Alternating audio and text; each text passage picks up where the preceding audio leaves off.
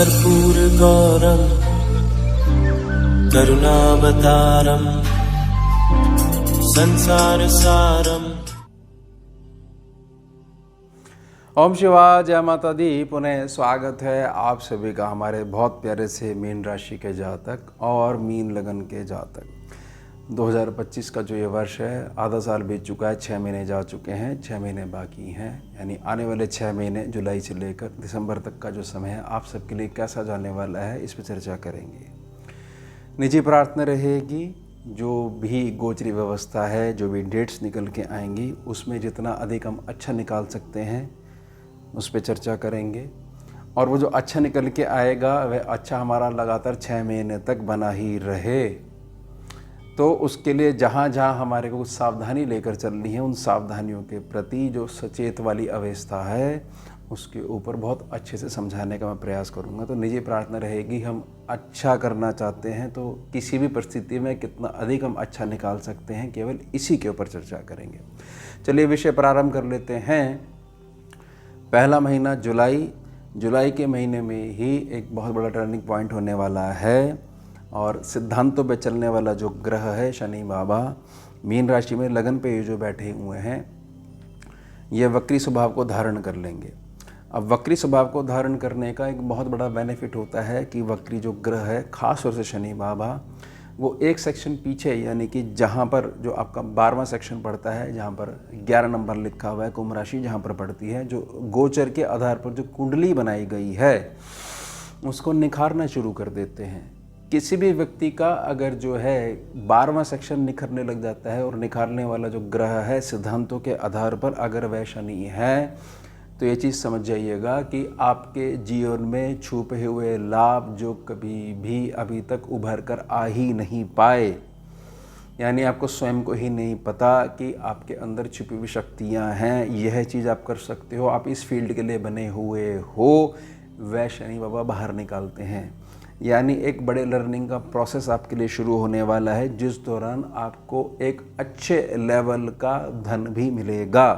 क्योंकि शनि बाबा जब भी कुछ करते हैं तो सीधे तौर पर मेहनताना भी दिलवाते हैं, लेकिन सिद्धांत वाला ग्रह है, चरित्र वाला ग्रह है, ये चीज़ें आपको अपने निजी जीवन में बनाकर रखनी ही पड़ेंगी। बहुत ज़्यादा आपको लाभ मिल जाएगा। यानी कि जो भी आपका काम है उसको ही ईश्वर की श्रेणी देते हुए, वही आपका एक धर्म है, वही आपकी रिस्पॉन्सिबिलिटी है। उसको जितना अधिक आप निखारोगे, जितना अधिक उसको टाइम दोगे, तो आपका 12वां सेक्शन शनि बाबा बहुत अधिक मजबूत करने वाले हैं। 12वें सेक्शन की मजबूती का यह मतलब है कि छुपी हुई शक्तियाँ सम्मुख आ जाना, उनसे फिर लाभ मिलना और फिर उसका लाभ बहुत सारे लोगों को भी दिलवाना। यानी कि बाहरी जो संपर्क हैं आपके, वह भी मजबूती की तरफ शनि बाबा करवा देंगे। तो एक बड़ा बदलाव 13 जुलाई से 28 नवंबर तक आपके जीवन में होना अटल है। 16 जुलाई से 17 अगस्त तक सूर्य रहेंगे कर्क राशि के ऊपर। सूर्य पंचम भाव में आ जाएंगे, ना केवल आपके लिए बल्कि आपकी संतान पक्ष के लिए भी ये समय बहुत ज़्यादा अच्छा जाने वाला है। पिछले समय की जो भी चीज़ें ऐसी रही हैं जिसमें कि जॉब में आपके बच्चे ने डिसीजन लिया है कि मजबूरी में मेरे को ये वाला डिपार्टमेंट फेस करना पड़ रहा है क्योंकि मेरे हेल्थ इश्यूज इस प्रकार के हो गए हैं, तो वह ग्रहों का जो संरचन रहा था उसके दौरान ऐसी स्थितियाँ बनी थी।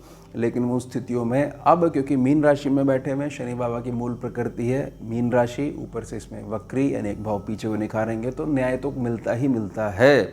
और सीधे तौर पे सूर्य जब यहाँ पर आ जाएंगे तो यहाँ पर प्रज्वलित करने लग जाएंगे चीज़ों को।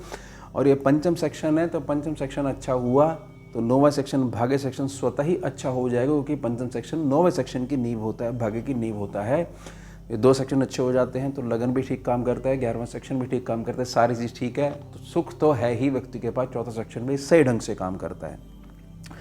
26 जुलाई से 31 अगस्त तक शुक्र प्लस गुरु जो है मिथुन राशि के ऊपर, गुरु और शुक्र जो है जब यहाँ पर इकट्ठे हो जाएंगे तो सम्मिलित ऊर्जा जो है आपका प्रोफेशन सेक्शन पे, कर्म क्षेत्र पर, और ख़ास तौर से आपके घर के जो बुज़ुर्ग हैं, ख़ास तौर से माता पिता हैं, उनकी नित्य क्रियाओं में किसी भी प्रकार की स्वास्थ्य संबंधित आपसी व्यवहार को लेकर कुछ परेशानियां जो है आप देख रहे थे आपके घर में, वह भी बहुत तेज़ी से इम्प्रूव होने लग जाएंगी।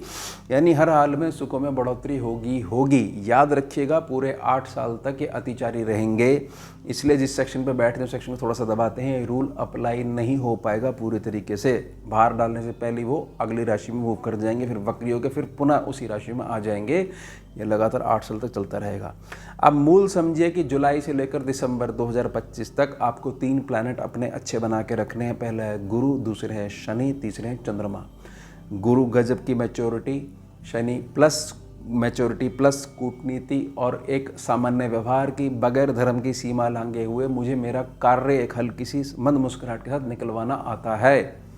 मेरे को पता है मेरा लक्ष्य कहाँ छिपा हुआ है, मुझे मेरे लक्ष्य की प्राप्ति करनी है। इसका मतलब ये नहीं कि मैं गलत मार्ग चुनूंगा, धर्म की सीमा में रहते हुए ही ये दोनों प्लैनेट पक्ष में करने हैं। अब चंद्रमा कैसे ठीक करना है, चंद्रमा क्या होता है, कैसे सरल का उपाय जो है वो वीडियो के अंत में मैं प्रार्थना करूँगा। उसके पश्चात ध्यान रखिएगा कि जुलाई महीने में 28 तारीख तक, 1 से लेकर 28 तारीख तक मंगल प्लस केतु सिंह राशि के ऊपर बैठे रहेंगे।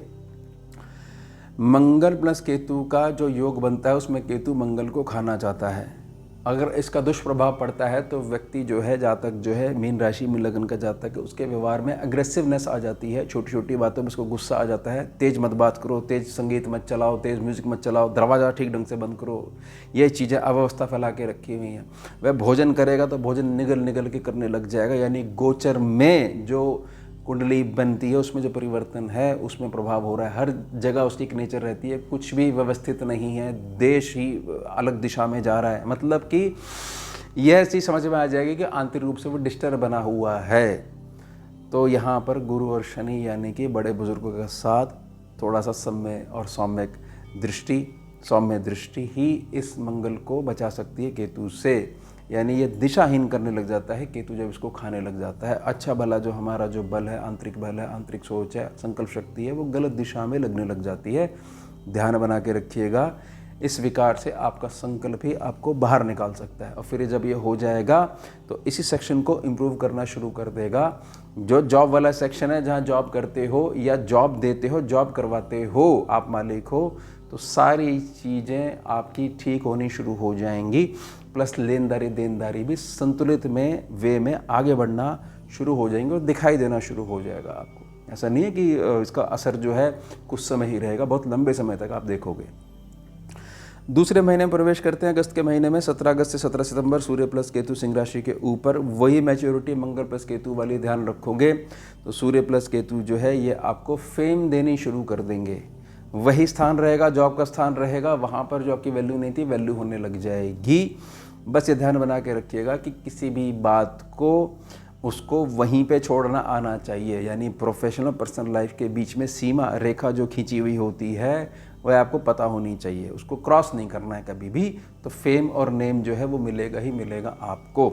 ये सूर्य केतु का एक पॉजिटिव इफेक्ट है, क्योंकि हमने संकल्प लिया है कि हम जितना अधिक अच्छा निकाल सकते हैं उतना अधिक अच्छा निकालने का प्रयास करेंगे। साथ ही साथ 31 अगस्त से 15 सितंबर तक शुक्र जो है कर्क राशि के ऊपर, कर्क राशि आपके यहाँ पर पड़ती है 5वें सेक्शन के ऊपर। एक थोड़ा सा कंट्रोल अपने बच्चे के ऊपर और एक थोड़ा सा कंट्रोल अपने ऊपर भी, कि मुझे जिस साधन की आवश्यकता है उस साधन में भी मैं बेहतर से बेहतर कम पैसे में कुछ साधन अवेलेबल करवा सकूं तो ज़्यादा अच्छा है। अदरवाइज शुक्र कर्क में बैठकर थोड़ा सा आपको आपकी नीतियों के आधार पर और कुछ बच्चे को जो गाइडेंस दी जा रही है थोड़ा सा पैसे की वैल्यू ना समझते हुए कुछ भटका सकते हैं। बस ये ध्यान रखिएगा। अदरवाइज बहुत अच्छा ये जो गोचरी परिवर्तन है बहुत ज़्यादा आपके पक्ष में रहेगा। समृद्धि और लग्जरी जो है वह दोनों ही क्षेत्रों में मजबूती देखने को मिलेगी। तीसरे महीने में सितंबर में प्रवेश करते हैं। सितंबर में 15 से 17 सितंबर यानी 3 दिन जो ये हैं, सूर्य शुक्र और केतु जो है सिंह राशि के ऊपर। सिंह राशि 6ठे सेक्शन में पड़ती है, सूर्य शुक्र और केतु। ध्यान बना के रखिएगा, जॉब में हो, व्यापार में हो, पैसों का लेन देन है, किसी प्रकार का व्यापार ऐसा खरीदने बेचने वाला और तुरंत प्रभाव से भाई आज खरीदा है 2-3 दिन में माल उठ जाना चाहिए, बहुत लंबे समय तक होल्ड नहीं करना है। शेयर मार्केट में हो, ट्रेडिंग करते हो, डेली बेस पे ट्रेडिंग करते हो, तो एक चीज़ समझाने का प्रयास कर रहा हूँ जो गोचर परिवर्तन है, केवल उसी को बेस बनाते हुए अच्छा खरीद फरोख्त करने वाला वह व्यक्ति है जिसको रोज़ नहीं बैठना पड़ता, उसको कब बैठना है वो उसको पता है, यानी कि उसको डेली बेसिस पे कहाँ पर किस दिन कितना लंबा होल्ड करना है ये आना चाहिए। तो ये 3 दिन के लिए मेरी प्रार्थना है, 15 तारीख, 16 तारीख, 17 तारीख, बेशक ये 3 दिन है। यहाँ पर कुछ गाड़ी वित्तीय व्यवस्था को लेके बिगड़ सकती है। अपना जो एक्सपीरियंस है, जो आपकी स्टडी है, उसके बेस पे थोड़ा सा पैसे को होल्ड करके रखना पड़ सकता है आपको, ऐसी संभावना दिखाई दे रही है गोचर कुंडली में। ये चीज़ अगर आपकी लगन कुंडली मजबूत है तो ज़्यादा फर्क नहीं पड़ने वाला। 15 सितंबर से 9 अक्टूबर शुक्र प्लस केतु सिंह राशि के ऊपर। अब बड़े ध्यान से समझिएगा, किसी भी अच्छे भले व्यक्ति को अगर जीवन में भटकाना है, जैसे किसी व्यक्ति का आप ना मतलब शत्रु भाव रखते हो, उसको कुछ नहीं बिगाड़ पा रहे आप और परेशान हो जा रहे हो, वो आसानी से बिगड़ जाएगा उसको अगर उसके मन को या उसके व्यवहार को व्यर्थ के स्त्री पुरुष आकर्षण में अगर फंसा दो, माया में फंसा दो उसको। तो अच्छा भला समझदार व्यक्ति जो है, अच्छा भला कार्य करने वाला व्यक्ति जो है, लड़का हो चाहे लड़की हो, अच्छा भला व्यक्ति अपनी प्रोग्रेस के ऊपर ऐसे कूदता है जैसे कुल्हाड़ी पे एंगल बना के पूरी ऊंचाई से कूदा है कि पूरा बीच में से 2 हिस्से होना ही होना है मेरे को। लेकिन जो जातक है समय के प्रभाव को समझता है, अनुभव उसके साथ है, बड़े बुजुर्गों का आशीर्वाद उसके साथ है, वो समझता है ये व्यर्थ का आकर्षण है, ये पवित्र प्रेम की बराबरी कभी भी नहीं कर सकता है, और ये मात्र जो है मेरे को लक्ष्य से भटकाने के लिए गोचरीय प्रभाव की नकारात्मकता अपना असर दिखा रही है। बाहर आ जाओगे। मैंने बताया ना, अच्छे वाले आदमी को खराब करना है तो व्यर्थ के सिर पुरुष आकर्षण में लगा दो। ये व्यर्थ का है, बेकार की चीज़ है ये। तो व्यक्ति अपना समय खराब करता है, समय खराब जो है फिर वो वापस लौट के नहीं आता। उसको आप खरीद नहीं सकते हो कि आज जो है मैं इतना बड़ा बन गया हूँ, मैं समय खरीद सकता हूँ ना। वो चीज़ गई तो गई। ये नीति ही आपको उससे बचा के रखेगी, यानी गुरु और शनि गजब की मैच्योरिटी आपको बचा के रखेगी। साथ ही साथ समझिए 17 सितंबर से 9 अक्टूबर सूर्य प्लस शुक्र कन्या राशि में। कन्या राशि 7वें सेक्शन के ऊपर सूर्य की अत्यधिक तपिश के कारण शुक्र थोड़े से वीक प्लस कन्या राशि यानी नीच प्रभावी हो जाएंगे। अब शुक्र को आपको ना मजबूती देनी है, ठीक है, और सूर्य की अधिक तपिश है, उसको एब्जॉर्ब भी करवाना है नीतियों के कारण। समझ जाइएगा, आपके घर का जो बुजुर्ग स्त्री पक्ष है, आपकी धर्म पत्नी है, इनकी आंतरिक प्रसन्नता, इनके साथ मीठा व्यवहार और इनके साथ 4 घड़ी बैठने का आपका स्वभाव, यानी कि अब इनके हृदय से आपका कल्याण हो ऐसा आशीर्वाद निरंतर निकलता ही रहेगा। यह चीज़ उस गोचर आकाश में घूमने वाला जो वीनस है, जो कि पृथ्वी पे रहने से हमारे को दिखाई दे रहा है कि राशि परिवर्तन ऐसा हुआ, नीच प्रभावी हो गया है, उससे आपको प्रोटेक्शन दे देगा। यानी कि जीवन में असर कागजी स्वभाव में ऐसा दिख रहा है कि शुक्र नीच हो गए और आपके तो महा उच्च के बैठे हुए हैं, क्योंकि आपके घर का स्त्री पक्ष मजबूत है। हर जगह केवल विजयी ही होकर आओगे। यह है स्कैनिंग विद्या के सूत्र।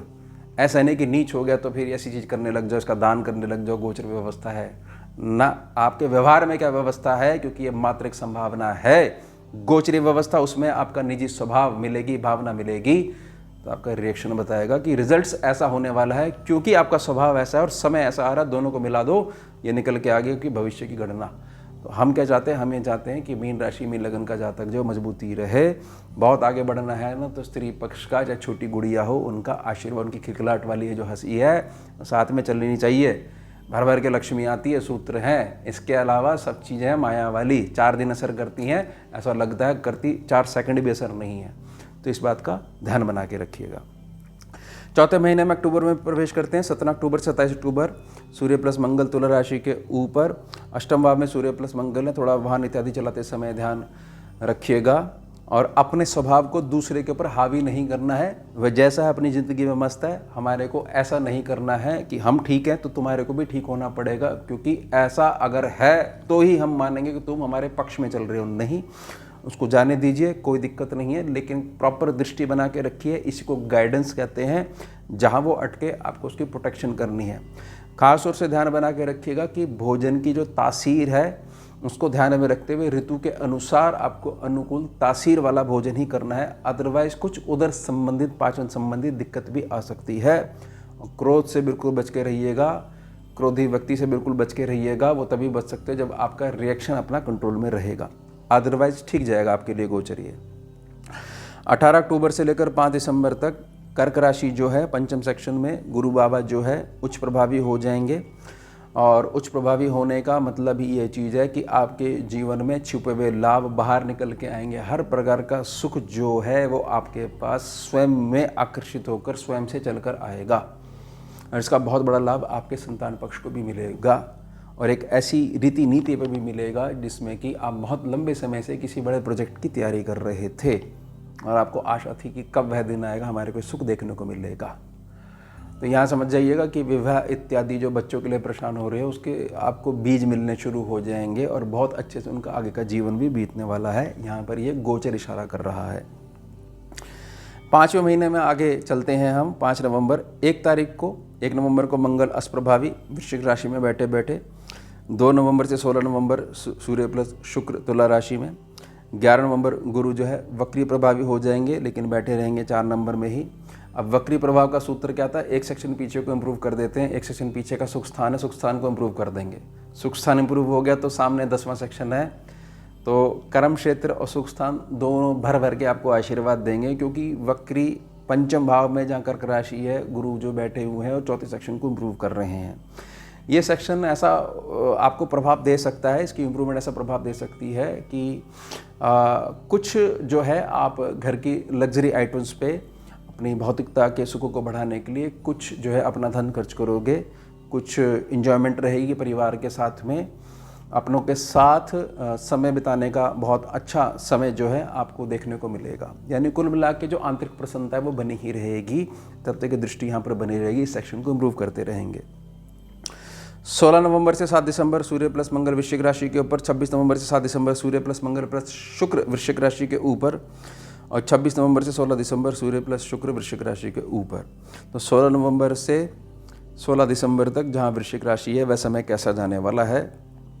ऐसा हो सकता है कई बार हम ना प्रकृति के इशारे को नहीं समझते हैं। हमारे को लगता है कि ये जो कुआं है यहीं के हम राजा हैं और इसके अलावा समुद्र जो है वो कल्पना है। अब ईश्वर को हमारा भला करना है तो वो स्थिति ऐसी उत्पन्न करेगा उस कुएं के अंदर कि हम वहाँ उसको छोड़ के भागेंगे, और जब भागेंगे तो तेज भागते हुए हमें नज़र आएगा कुछ है आगे। और समुद्र में पहुँच के जब हमारे को वहाँ का राजा बनाया जाएगा तो समझ में आएगा कि प्रकृति जो कुछ करती है वह ठीक ही करती है। उस क्षण पे हमारे को समझ में नहीं आता, हमें लगता है कि सब कुछ खराब हो गया, सब कुछ हमारी चीज़ खराब होने वाली है। लेकिन नहीं, प्रकृति जहाँ हमारा दाना पानी अब नेक्स्ट लिखा हुआ है वहाँ के लिए हमारे को अग्रसर कर रही थी, क्योंकि उसने धक्का इसलिए मारा क्योंकि हम खुद से चल नहीं रहे थे। इस चीज़ का ध्यान बना के रखोगे तो जो भी बदलाव होंगे, क्योंकि आपकी नेचर पॉजिटिव बनी हुई है, तो ये बहुत लंबे समय तक असर नहीं कर पाएंगे। यानी कुछ भी अगर नकारात्मक प्रभाव मिलता है तो नहीं कर पाएगा, अदरवाइज भाग्य सेक्शन बहुत तेज़ी से आपके पक्ष में आकर खड़ा हो जाएगा इस काल के अंदर। ये पूरा 1 महीना है 16 दिसंबर तक। अब दिसंबर में 6ठे महीने में अंतिम महीने में हम प्रवेश करते हैं, साल का अंत आ गया है। 5 दिसंबर को गुरु जो है मिथुन राशि में, क्योंकि वक्री हो गए थे अब ये पीछे हो गए, तो जब ये आगे मूव करेंगे तो स्वाभाविक है तो एक स्थान पीछे जाएंगे, यानी कि सुख स्थान पे आ जाएंगे, आपके चौथे स्थान पे आ जाएंगे। यहाँ से जो भी कमी अब रह गई है साल के अंत में आपके कर्म क्षेत्र के ऊपर, उसको इम्प्रूव कर देंगे। साथ ही साथ कुछ स्थितियाँ ऐसी भी बना देंगे कि जिनको आप कह सकते हो कि अब मेरे को ये क्लियर होता जा रहा है कि वर्तमान को सम्मुख रखते हुए कैसे मेरा भविष्य निधि जो है वो सिक्योर होती जा रही है। अब मुझे भविष्य की चिंता नहीं है, इसलिए मैं बहुत ज़्यादा जो है तेज़बाजी जल्दबाजी नहीं करता हूँ, स्थिर होकर चलने लग गया हूँ। ये है बदलाव गुरु की ये प्रकृति। क्यों? क्योंकि अतिचारी हैं। अतिचारी में रिजल्ट हमेशा अच्छा ही मिलता है। प्लस आपकी लगन कुंडली को और प्लस जो रिक्वायर्ड विल चार्ट्स हैं उनको भी सम्मुख रखना आना चाहिए। साथ ही साथ समझिए कि 11 दिसंबर को शुक्र वृश्चिक राशि अस्त प्रभाव में, 7 दिसंबर को मंगल धनु राशि अस्त प्रभाव में, 1 नवंबर को अस्त हो गए थे। 16 दिसंबर को सूर्य भी धनु राशि में और 20 दिसंबर को शुक्र भी धनु राशि में। जैसे साल की शुरुआत में था ना, धनु राशि में सब आगे लगन में फ़र्क डालने लग गए थे सब के सब। तो इस बात को ऐसे समझिएगा कि 2 जो ग्रह हैं ये अस्त हैं, साथ में सूर्य भी यहाँ पर आ गए। तो यह जो हमारा सेक्शन है कर्म क्षेत्र का सेक्शन है, अब एक मूल समझते हैं कि जातक कौन सा अधिक समय तक सुख को भोग सकता है और कौन सा बहुत जल्दी जो है पीछे की तरफ आ सकता है। स्वाभाविक तौर पे जिसका भी कर्म क्षेत्र चलायमान नहीं है वह जातक की कंप्लेंट्स आपको ज़्यादा देखने को मिलती हैं। दूसरी तरफ कैसी भी स्थिति हो लेकिन वो ज़्यादा असर इसलिए दिखा नहीं पा रही क्योंकि कर्म क्षेत्र बहुत मजबूत है। कुल मिला के पैसा जो है वो रोटेशन में घूमता जा रहा है और पैसों से बहुत हद तक बहुत सारे रिलीफ जो हैं वो मिलते जा रहे हैं। अब ये जो सेक्शन है, इस सेक्शन पे आपको एक बात समझनी पड़ेगी कि आपको, जैसे कि मैंने समझाया वो कुएं का और समुद्र का एग्जाम्पल दे के, ये स्थिति फिर जो है एक बार खड़ी हो सकती है, लेकिन अगर आप स्वयं से ही अग्रसर बने रहोगे तो साल का जो एंड रहेगा, शुरुआत के साथ जो मैंने आपको शनि के बारे में जो व्यवस्था समझाई है, वो जो रीति नीतियाँ और पूरी की पूरी कुंडली को जो बल मिलना चाहिए वह मिलेगा, उसका एक प्रकार से कंपाउंड इंटरेस्ट मिलेगा। तो कुछ चेंजेस तो होंगे, लेकिन अगर आपका गुरु और शनि यानी मैच्योरिटी और प्लस कूटनीति और चालाकी वाला मैच्योरिटी बगैर धर्म की सीमा को लांघे हुए वह आपके पक्ष में बने हुए हैं तो केवल और केवल लाभ ही देखने को मिलेगा। और ध्यान से समझिएगा, इतने सारे ग्रह इकट्ठे होने का मतलब है कुछ ना कुछ इम्प्रूवमेंट के लिए थोड़ा सा संघर्ष आता ही आता है। संघर्ष आएगा तभी ही कुछ चीज़ होगी।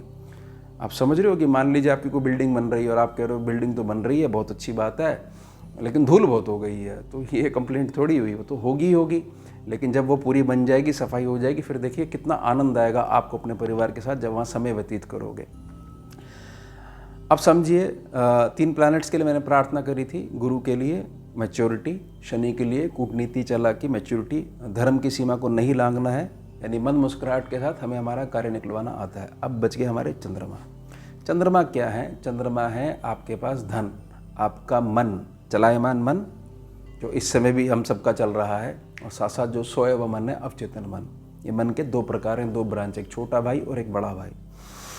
इसको ठीक अगर करना है, मन को अगर ठीक करना है, तो इसका सूत्र समझना पड़ेगा कि केवल योग साधना ही इसको ठीक कर सकती है परमानेंट रूप में, लेकिन वो योग्य गुरु के चरणों से मिली हुई हो और प्लस उसका निरंतर अभ्यास करा जाए, प्लस उसके ऊपर भी कोई गुरु हो, आपके गुरु के ऊपर भी, यानी आपके जो बाबा हैं उनके भी बड़े बाबा हों और उनके भी बड़े बाबा हों, और ये सारी जो ब्रांच है गुरु मंडला तक जाती हो, ना कि वह गुरु जीवन में अचानक से कोई ग्रहीय परिवर्तन आ गया और उसको लगा कि भाई जो है अब बन जाओ बाबा जी और चेले बनाने शुरू कर दो।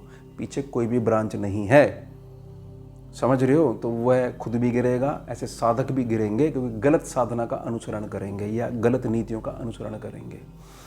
अब मन की क्या मूल प्रकृति है? इसने चलायमान बने रहना है। हमारे को क्या करना है? इसको उपाय कैसे कि हमारे को इसको दिशा देनी है कि तुम चिंता मत करो, चिंतन करो। इस क्षेत्र में आप निकालिए कि आप एक प्रकार से हमारा पर्सनल एआई हो गया मन जो है ना, वो निकाल के देगा आपको, लेकिन आपको दिशा देनी आनी चाहिए। अब दिशा कब मिलेगी?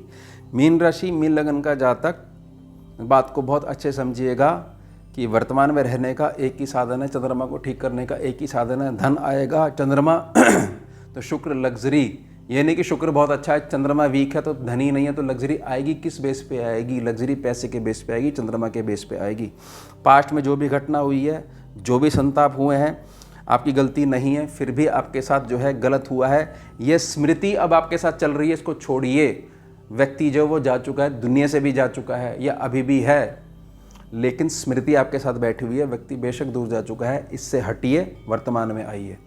और जो भविष्य में घूम रहे हैं, भविष्य विचरण कर रहे हैं, वर्तमान को मजबूत करिए, भविष्य को बिल्कुल आप ऐसे समझिए।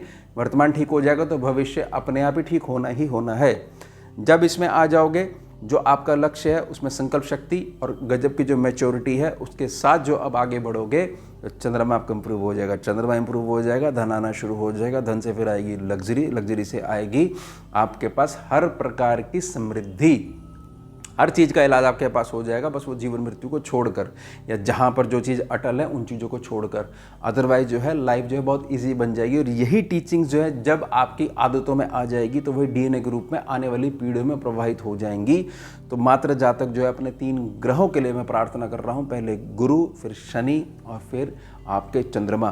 तो 6 महीने इन 3 ग्रहों के बेस पे बड़े अच्छे जाने वाले हैं, और इसको बीज समझ के धारण कर लेते हो तो हमेशा ही आपका सारी चीज़ अच्छी बनी रहेंगी। हमेशा छाता होगी आपके पास, चाहे धूप हो चाहे बारिश हो। यह है इन 3 ग्रहों की ताकत।